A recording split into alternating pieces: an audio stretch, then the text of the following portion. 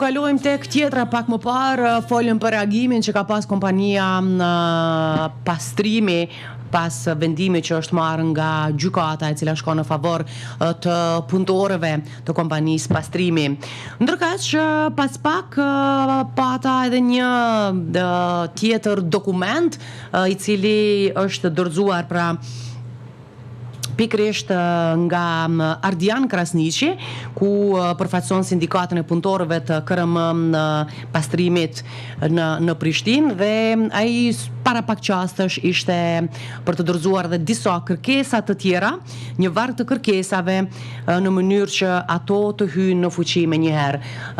Ardian, nuk e di nëse ke arrit që ta dorëzosh atë kërkesën që përfaqëson interesat e përbashkëta të punëtorëve.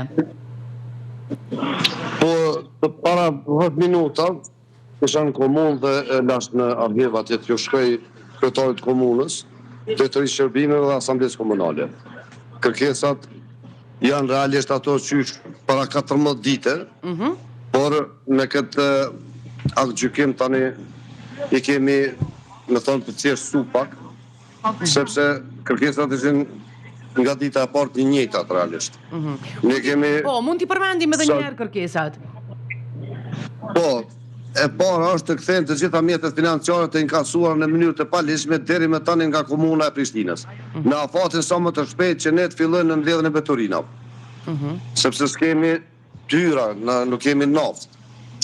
Të bëhet një dalje publike në media nga autoritetet përkatëse të komunës, të bëhet thirrje se faturime dhe pagesa duhet të kryhen ekskluzivisht përmes KRM pastrimit. Të largohen plotësisht operatorë privat nga operimi i mbledhjes së beturinave dhe të fillojë zbatimi i plotë rregullues në fuqi. Të ndalë çdo keq interpretim nga ana e autoriteteve të komunës, pasi çdo veprim jashtë aktgjykimit është i jashtëligjshëm dhe cënon të drejtat e 900 punëtorëve të cilët rrezikojnë të mbesin pa punë. Të ketë një qasje më konstruktive dhe bashkëpunuese në të ardhmen, duke garantuar se sindikata të jetë informuar dhe përfshirë në gjitha vendimet që ndikojnë në të drejtat e punëtorëve. Një lutje të reagoni sa më shpejt në plotësimin e kërkesave tona, mos realizimi e kërkesave tona na detyron të bëjmë protesta të cilat do të kenë një epilog jo të kënaqshëm për të gjitha palët, e sidomos për qytetarët e Prishtinës. Na lejoni që në afatin sa më të shpejt ne të dalim dhe të ofrojmë shërbim të merituar mbledhjen e beturinës së qytetarëve të komunës së Prishtinës. Këto janë ato të cilat i deponum në komunë. I dorëzuat, patët ndonjë takim me dikë nga përfaqësuesit e komunës apo vetëm e dorëzuat kërkesën të shkruar dhe të vullosur? Jo vetëm e dorëzuam, por me sa po shoh që takum disa persona na për të kalumit, ato qëndrimet e tyre thotë që nuk u bë kurrë në farë mënyrë, sikur kjo gjykim s'ka vlerë? Nuk e marrin parasysh në farë mënyrë, ashtu ta dhënë farë ndjenje gjatë folmës. Se po bëjmë politikë, nacional për politikë këtu. Kuptojmë? Urna, se nuk po ndëgjoj. Po, keni aty afër edhe punëtorët apo sepse po dëgjojmë edhe zërat e tjerë? Kemi punëtorë blefosur, seriozisht janë të merrjan. Tash 14 ditë me bë në farë mënyrë 5 ditë folëm me ta, diskutum, arritëm deri të gjitha mundësit ja vëllam. Vetëm me na mundësu që të operojmë, e ktheni parët të cila 5 muaj kemi operu. Tash për shembull këtë rast. Sa kohë duhet me prit për me fillu sa kohë duhet të presni tash ju për me fillu zbatimi i asaj që ka marrë vendim gjykata? Po tash duhet mos marrë me pas naftë. Tash me inkrasimin thirrjet e komunës, cilat mos pagunin pastrim, pagunit e na. Ato na kanë demoralizu këta 5 muaj, na operum deri në moment kur nuk patëm mundësi me operu. Sa ajo thirrje nuk paguajnë qytetarët. E qartë. Kështu që ju bëj thirrje qytetarëve në këtë rast, ju lutna paguni që dalim të veprojmë të mbledhme në beturinat, se i dim Prishtinën se si është. Prishtina nuk është qendra. Absolutisht po. U takuat edhe me kryeshefin ekzekutiv dhe cili ishte komenti i tij në këtë rast? Me thonë drejtën nuk e kam taku fare. Drejtën po vesh në telefon kom fol, dje pak, sot pak, më shkurt. Sa ato punë edhe me thonë drejtën maksimum të ju thonë fuqi sot mundet me gjithë një zgjidhje dhe realisht me neve ka bashkëpunu. Do thonë realitetin non-stop ka bashkëpunu. Për çdo dokument, çdo gjë që na ka dashur, na i ka dhënë.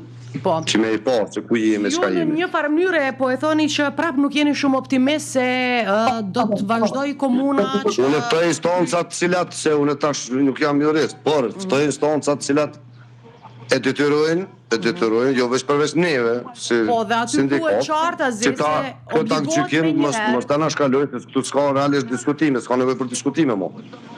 Po, edhe një pyetje.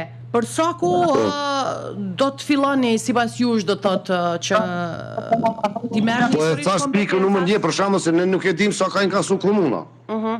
Nga janari deri më sot. Nuk e dim shifrat. Por sot jenë ato, po supozojmë janë gjysmë milioni, po supozojmë. Na mund me ato të fillojmë, se kemi tash dokumenta të cilat mund t'i drejtohemi i hipit ku marrim naftë për shembull dhe i tregojnë atë situatë të kështu kur ke dokumenta ndoshta ata e kuptojnë në farë mënyre që me të na marrim naftë të vazhdojmë punën. Krejt e rëndësishme është Po ato duhet komuna, ato që i ka inkasuar deri më tash në mënyrë jo ligjore, ti bardh kërë me pastrim. Po.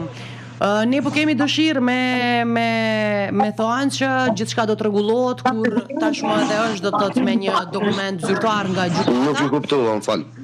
Po ka shumë zhurmë atje, po kështu dhe do ta përfundojmë në fakt këtë bisedë, por doja që drejt për drejt na tregoje për kërkesën të cilën e dërguat në komunën e Prishtinës.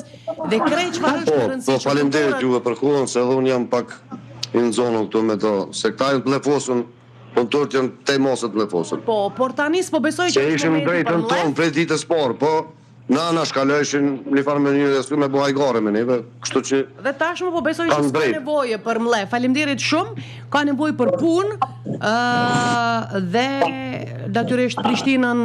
Ju falenderoj dhe juve që pastaj gjithë shikues pyet. Faleminderit. E punëtorët natyrisht vazhdojnë të kthehen në vendet e tyre të punës dhe ta japin kontributin e tyre.